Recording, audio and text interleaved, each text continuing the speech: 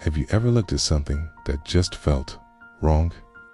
Not because it was dangerous or frightening, but because it simply shouldn't be there. Your brain is a pattern recognition machine. It finds patterns in faces, in shapes, in memories.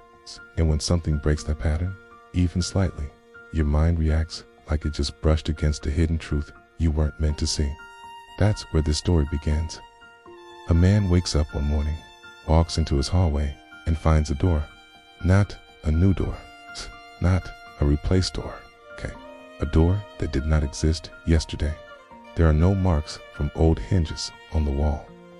No dust has been displaced. Nothing. Just a perfectly fitted, perfectly impossible door. From the moment he sees it, something deep inside him whispers, "Don't touch it." But curiosity is always louder than fear. It always has been. He approaches slowly. Every step feels heavy, like the air itself is resisting him, not physically, but psychologically, as if his own consciousness knows something his eyes don't. He reaches out and touches the handle. It's cold, but not metal cold, not winter cold. It's a different kind of cold. It's a cold of absence, the cold of an object that shouldn't exist. He pulls his hand back fast. Your brain does that when reality shifts even a millimeter, a jolt of heat in your chest. Your stomach tightens, your instincts sharpen to a razor's edge. That's what he feels, because deep down, he knows, if this door wasn't here before, where did it come from? And if it came from somewhere, why here? Why him? That question alone is enough to tear a small rip in a person's sense of control. And once something cracks, it never fully goes back to normal. He starts searching through old photos, pictures from birthdays, from holidays, from random, forgotten moments. Every single photo of the hallway shows the same thing, a blank wall where the door now stands. But then he notices something else, something he'd never seen before. In every photo, even the earliest ones, there's a faint shadow, right where the door would later appear. A shadow without an object, a shadow with no source. It's as if the house had been remembering something he had been forcing himself to forget. Reality is not as fixed as you think. It bends, it shifts, it hides things. Sometimes it hides them to protect you. Sometimes, it hides them because you aren't ready to see what's on the other side. He leans closer to the door, At first, there's nothing, just the familiar silence of his home. But then he hears it is soft tap, slow, faint, rhythmic. It's too slow to be human, too fast to be mechanical.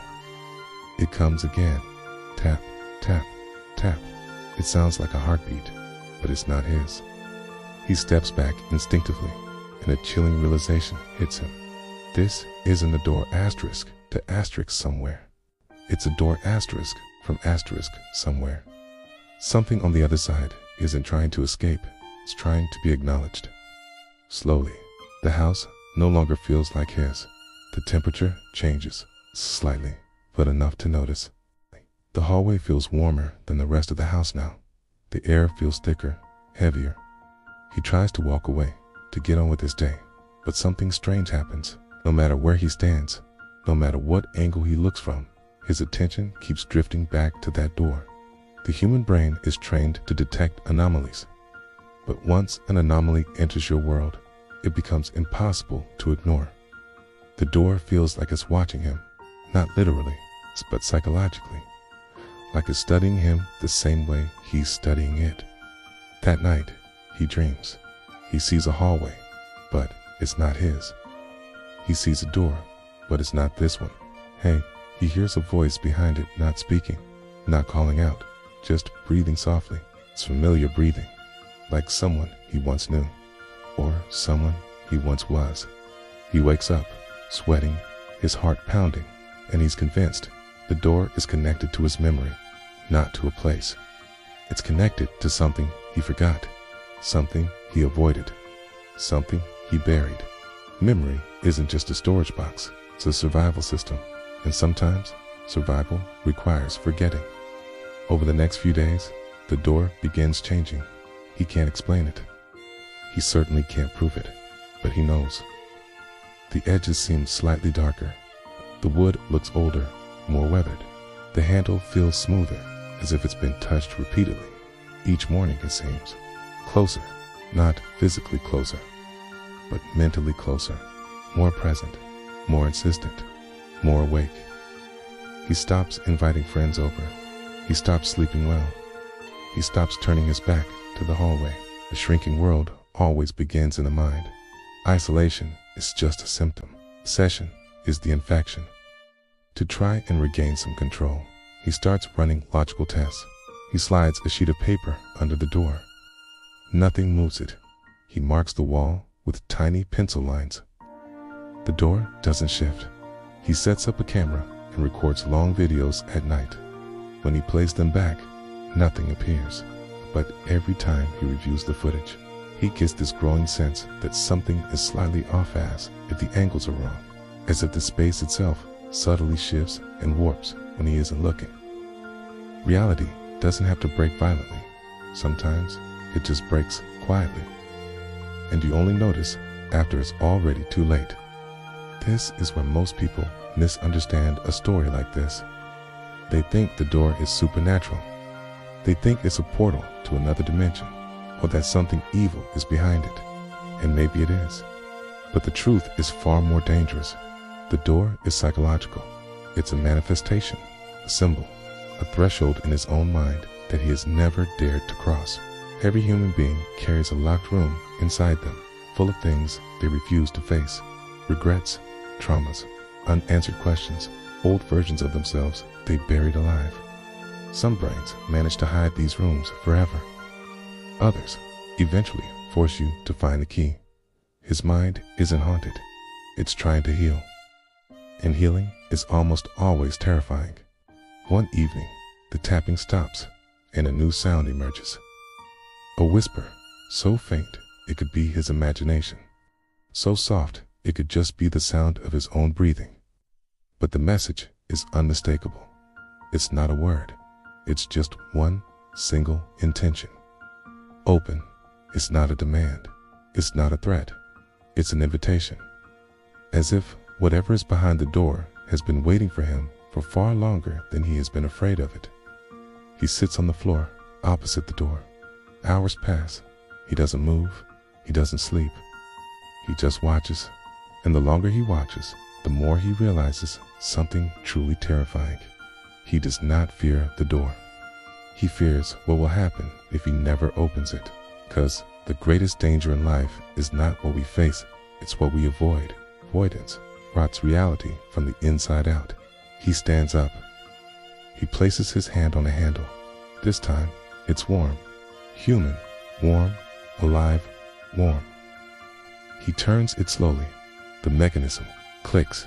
The door swings inward with a soft breath, as if the space behind it has lungs.